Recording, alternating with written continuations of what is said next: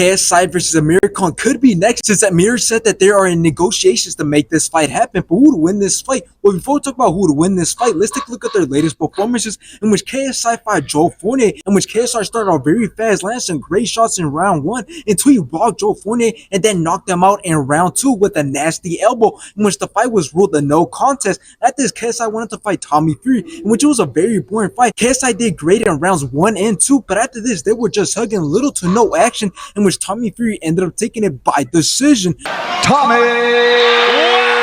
Now let's take a look at Amir's latest performances, in which he fought Billy Dib, in which Amir took control of the whole entire fight, landed some great combinations, and then dropped Billy, and then Billy's team seen enough and stopped the fight in round 4. And these wobble days hurt.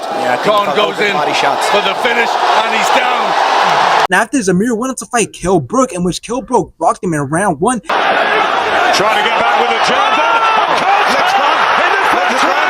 Then rocked him again in rounds 3, 4, and 5, in which the ref stopped the fight in round 6. The real